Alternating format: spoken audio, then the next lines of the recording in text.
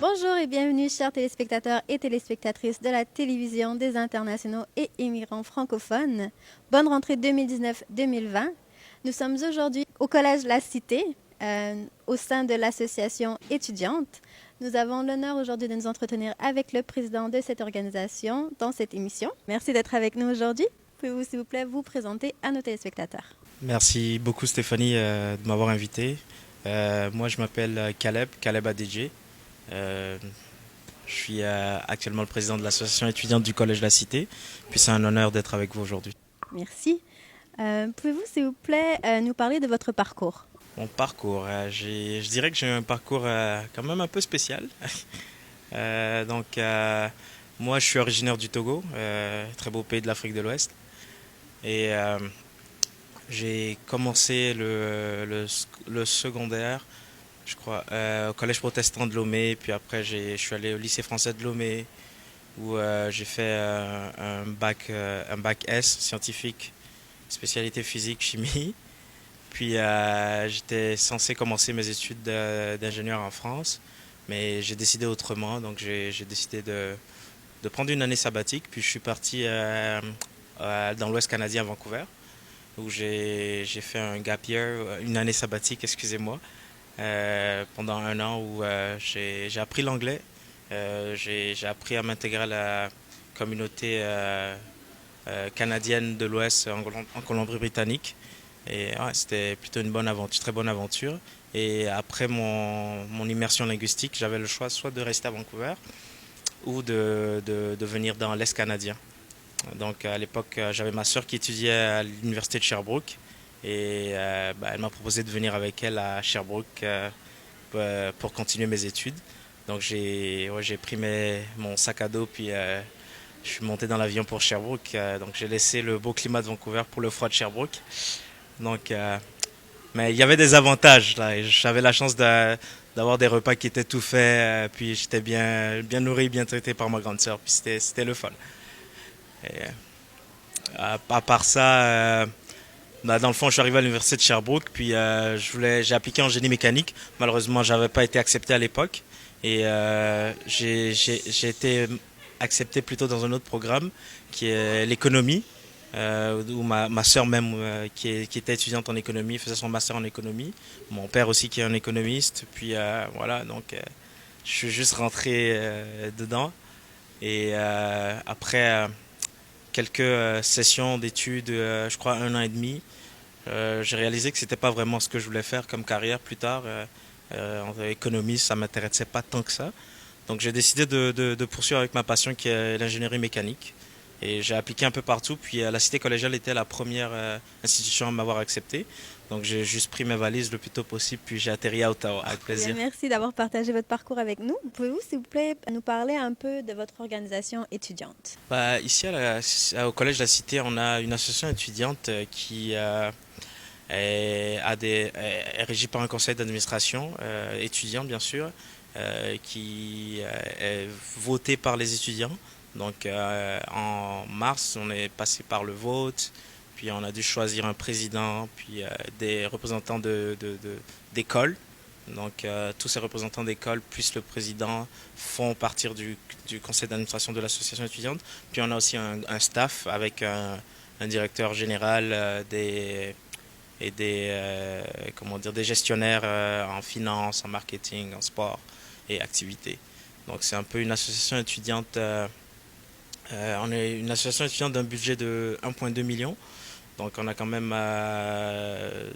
dépendamment des années, on a de 5 000 à 8 000 étudiants, à temps plein comme temps partiel, qui donnent des cotisations à l'association étudiante pour pouvoir prendre soin d'eux, en quelque sorte, et créer ce sentiment d'appartenance sur le campus. Et donc, avec un budget comme 1,2 million de dollars, quel genre d'activité est-ce que vous organisez tout au long de l'année pour les étudiants? Tout au long de l'année, comme on parle de budget déjà, je vais quand même expliquer que dans notre budget, il y a une grande partie qui va dans l'assurance étudiante. On offre une assurance aux étudiants ici.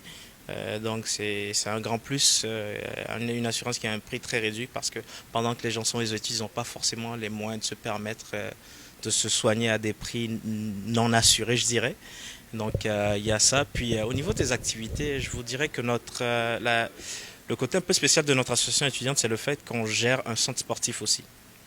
Donc toutes nos équipes sportives puis le centre sportif sont couverts par l'association étudiante. Donc une grande partie de notre budget qui va là-bas. Et bien sûr maintenant les activités étudiantes, on a plusieurs activités qui touchent un peu tous les types d'étudiants qu'on a parce qu'on a la chance d'avoir des étudiants adultes, des étudiants je dirais plutôt parents et travailleurs ici sur le campus. Donc on essaie de toucher toute cette cible et aussi bien sûr nos jeunes étudiants qui viennent du secondaire ou je dirais qui font partie de ma tranche d'âge. Donc des activités qu'elles soient socioculturelles, qu'elles soient sportives, qu'elles soient religieuses même parfois, parce on a des clubs religieux sur le campus aussi. Et on essaie de faire des activités pour satisfaire tout le monde sur le campus. Je dirais l'une de nos meilleures activités, c'est le grand show de la rentrée, un grand concert. On fait des activités comme la croisière sur un bateau, puis dans le fond c'est une grande fête sur un bateau avec de l'alcool pour les étudiants, puis tout le monde est content. Puis autre chose aussi, une activité qui marche très bien, c'est le bingo cochon. Oui, bingo cochon, c'est dans le fond c'est un bingo, mais qui a une connotation un peu, je dirais, sexuelle. Donc c'est un peu plus, c'est vraiment éducatif. C'est un nom vraiment, je dirais, excusez-moi du terme cochon, mais le but vraiment c'est plutôt éduquer le monde sur la sexualité en général. La Cité collégiale reçoit un nombre important d'étudiants internationaux et immigrants francophones. Est-ce que vous pouvez nous parler des stratégies mises en place par votre association pour mieux les accompagner dans leur processus d'intégration? Bien sûr. Je dirais que moi, par exemple, j'ai eu la chance d'être mentor pour étudiants internationaux avant de m'impliquer avec l'association étudiante. Donc l'association a la chance cette année de m'avoir comme ex-mentor, puis président de l'association étudiante. Donc ça fait que je connais vraiment les défis des étudiants internationaux. Et cette année, on a implémenté beaucoup de nouvelles stratégies pour pouvoir impliquer les étudiants internationaux et les aider à bien s'intégrer dans l'écosystème collégial ici. Je dirais, une des stratégies phares qu'on utilise, c'est l'implication des étudiants internationaux. Donc on va directement recruter au niveau des internationaux des bénévoles qui sont impliqués avec l'association étudiante, ce qui leur permet vraiment de pouvoir s'intégrer à un niveau complet dans l'écosystème collégial ici. Sinon, en parlant avec vos prédécesseurs, il était souvent question de la mobilisation de ces étudiants à participer aux activités. Puis on voulait savoir en fait ce qu'en était aujourd'hui à ce niveau.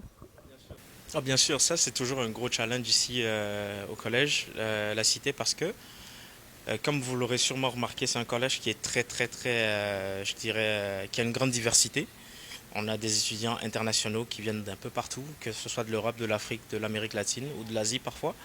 Puis on a des Franco-Ontariens, puis on a des Québécois. Donc c'est beaucoup de groupes différents qui sont ensemble dans une même sphère. Puis c'est quand même très difficile de satisfaire toute cette diversité, excusez-moi. Donc on essaie vraiment de trouver des activités qui puissent toucher tout le monde. Puis parfois on fait même des activités ciblées pour pouvoir avoir certains groupes spécifiques à des périodes données. Comme prenons l'exemple du mois de février où c'est le mois de l'histoire des Noirs. Ou un mois qu'on utilise beaucoup avec les étudiants internationaux. Et cette année, il y a de très belles choses qui s'en viennent, qui se préparent. Je ne peux pas en dire plus, on travaille dessus.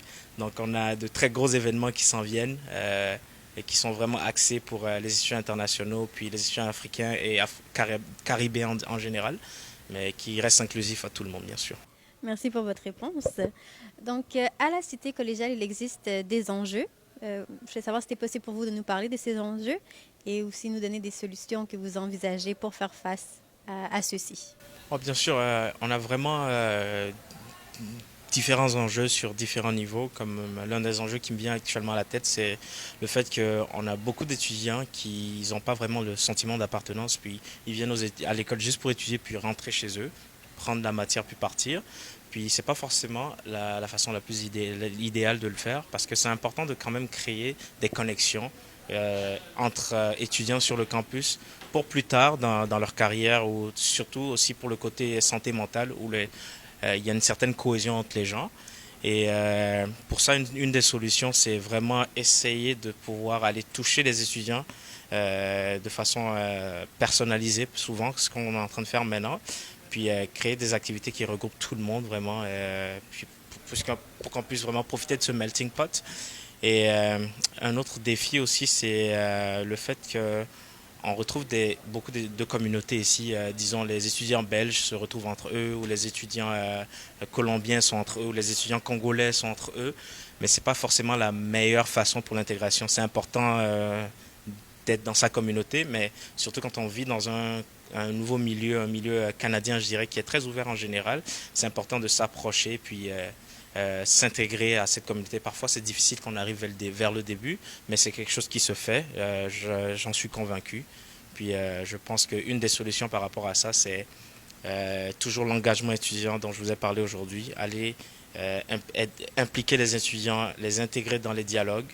Puis aussi, ici, du côté canadien, vraiment, trouver les personnes motivées qui sont qui sont très ouverts d'esprit et qui ont le cœur ouvert pour pouvoir accueillir des internationaux avec beaucoup d'engouement et de joie. Parfait.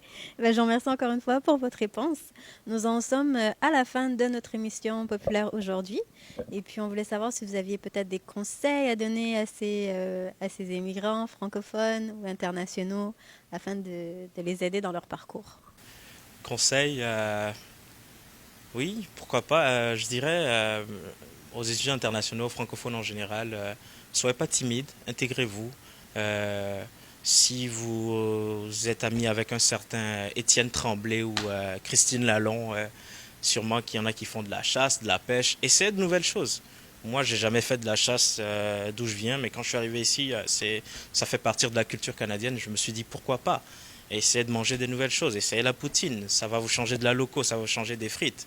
Donc, c'est important vraiment de s'intégrer, je dirais. Puis, faites de nouvelles choses. C'est le meilleur moyen de s'intégrer.